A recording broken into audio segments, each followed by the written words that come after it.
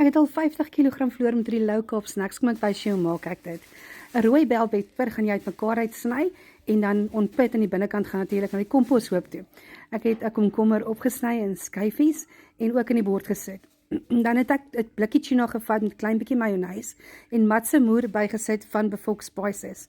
Op die groente, direk op die groente het ek die Worcester spice gesit van Buffalo en toe het ek president se feta kaas in stukkies gesny en op al die komkommer skyfies gesit en ook in die bell pepper. Volgende het ek blaarslaai ingesit en weer eens 'n klein bietjie feta kaas en dan het ek dit opgetop met die tuna.